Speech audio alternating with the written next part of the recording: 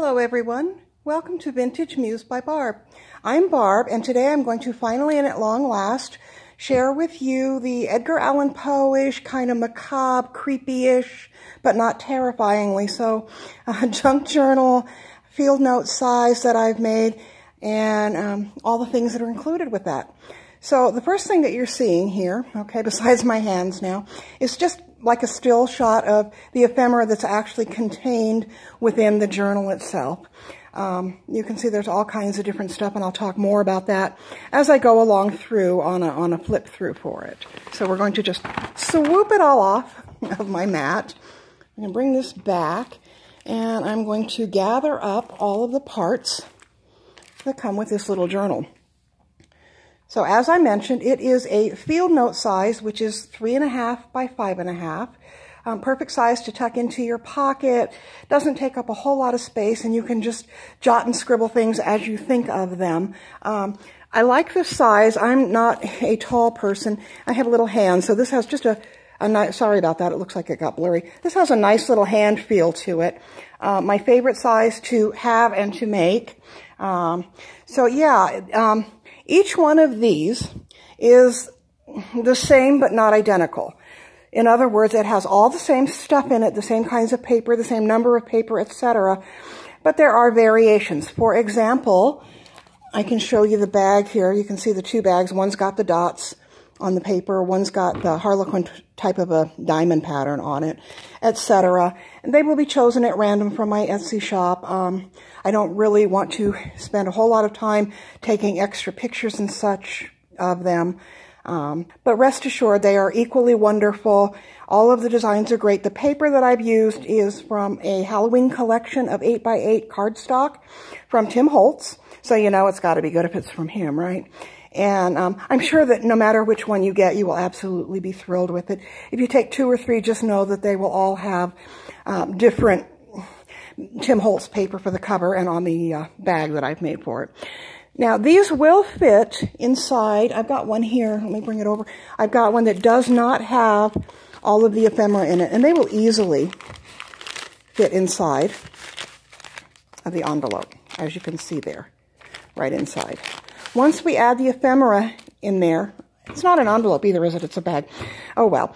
Once we add all of the ephemera in, it does get a little bit thicker. I've tried to not put a whole lot of really bulky stuff inside and keep it so that it's kind of fairly flat for you. You still can carefully tuck it in. Yeah, it will fit inside of that envelope, but you may need to take out some of the ephemera. I got a little bit carried away. I would keep decorating it forever, but then we'd have to do Edgar Allan Poe for Easter, which I think is probably not the best idea that I've ever had.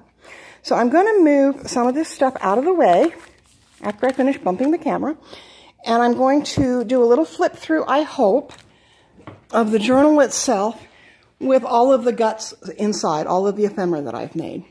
It will come to you all tied up just with some crinkled black seam binding, okay, that I've made. You can slide it off and take it and put it back off and on as you please.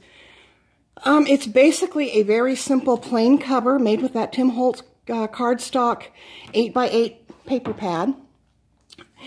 I have sewn around the edges with a zigzag stitch on all of them, and I've added some lace over the spine, which is done. Hopefully you can see. I've used a 3-hole pamphlet stitch on that, and I've left the thread or string, cotton, waxed cotton binding, whatever it is, fiber is on the outside of that. So if you wanted to put something in, a little charm or whatever, you could go ahead and do that.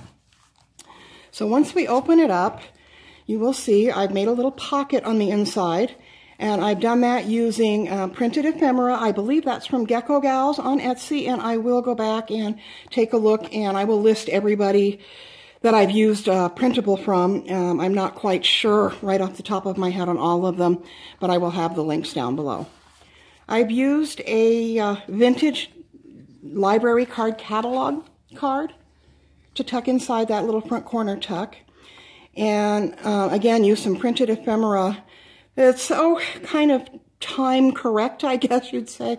I tried to keep everything, you know, not putting any modern or cutesy stuff in this one so that it would all go together. It's pretty matchy-matchy. So there's that. The first page in here, in each of them, sorry about the lighting. The first page will be a page from a chapter, a title part in an Edgar Allan Poe book. Okay, and then I have copy-dyed paper. I have one of my little favorite goodies in here, which is a student dictionary. And again, it's not like super, super old, but it's time-aged, which I love. And you probably saw in that opening shot, I have, let's see if I can pull it out. Oh, maybe. Yeah. There we go. I'm going to sit this down for a sec. I have a little tiny envelope, which I've decorated the front. I have not put anything in the back, but you could put whatever you'd like. Then I took some paper and I made it into, oops, I don't know, my camera's having a hard time. I apologize. I may need to redo this. We'll see what happens when it's all uploaded. But I took some orange paper and copy dyed it and did a couple of different processes to it. And can you see that? It turned out really cool and faded and grubby, and I'm calling it pumpkin skin paper because that's what it looks like to me, is the outside of a pumpkin. So we've got some of that in there. I've used some mulberry paper because I really like the fiber. Excuse my stove. I have to make some cookies here shortly for the guests who are checking into the B&B tonight. I'm using some ledger paper, vintage notebook paper, map paper that I folded to make a pocket, and it has a couple of journaling card tag little goodies in there. And of course, it wouldn't be a Barb journal without some music paper, my favorite. I've got some more mulberry paper, some more copy-dyed paper. And this one is made to actually use to write in, to tuck into your purse and take along with you, jot down notes, ideas, shopping list, whatever. So I've tried to make it so there's plenty of writing space. This is a dictionary page, and inside of this I've tucked half a sheet, all folded up, of my pumpkin skin paper. So that's just a side fold pocket that I've made from that piece of dictionary book page. More pumpkin skin paper, music paper. I was inspired by Patricia Viramontes and made a double pocket book page thingy that I've glued on the other side of the music paper. And inside of that are a couple of orange shipping tags and a couple of orange tickets. So we got more notebook paper, copy-dyed paper, student dictionary paper. I don't know why I have a hard time with that one. And then a while back, I had found a cool music paper booklet thing that was all Halloween and creepy. So I used an image from that, which has the music on the other side. And that's my center of this signature. Oh, on the inside, I have done a glassine bag, kind of, again, inspired by Patricia Viramontes. I just love everything that she makes, and yeah, maybe I'll be her when I grow up too. But I've tucked inside a little trifold booklet that I made out of more Tim Holtz cardstock, kind of coordinating but not matching. Oh, and that has a long, skinny little tag that I've made. It has a couple more extra tags that have book page and then more Tim Holtz paper into the side of those little corner tucks. And I've also used some offcuts. I believe that was either, gosh, Wendy or Tracy Fox that was making all these cute little booklets from her offcuts of the copy-dyed paper, so I have that. And then I have the mirror image of the tags on the other side. And that just flips shut and will tuck right into that glassine bag. So we're kind of on the flip side, and we just have the other pages. Okay, I made a top corner tuck from the matching Tim Holtz paper. It goes with the cover and the bag. And I've made a little tuck inside of that with a, you see that, a Tales of Poe. That's part of a book page from that same Edgar Allan Poe book. And I've used a black cat and some cheesecloth and, you know, fussy cut and layered in that. Let's see if we can turn it.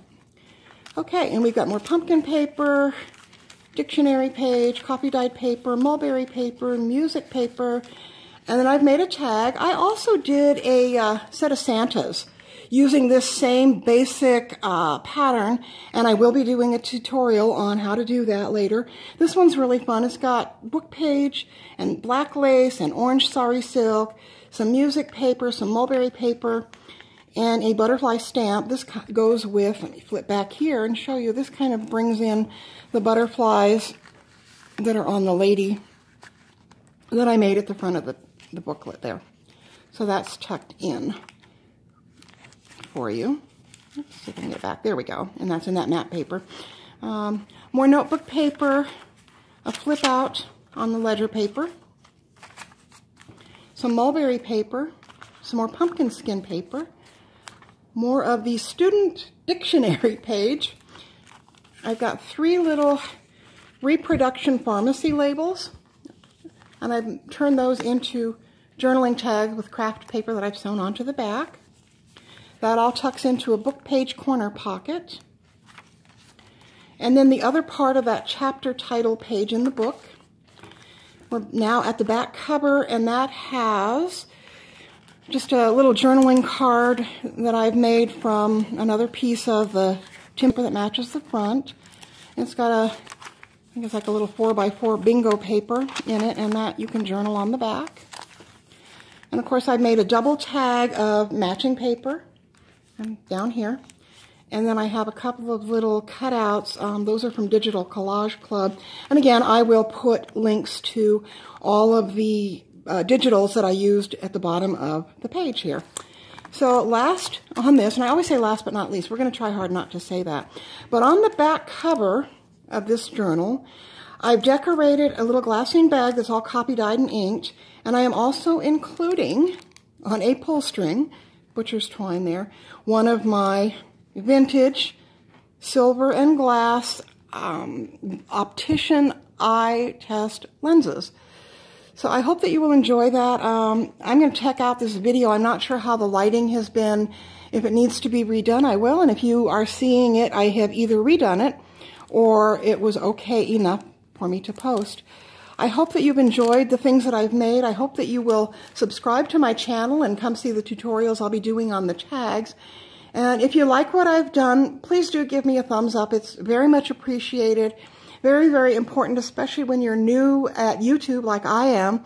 The more the merrier, and I will see you again. Thank you. Have a wonderful week.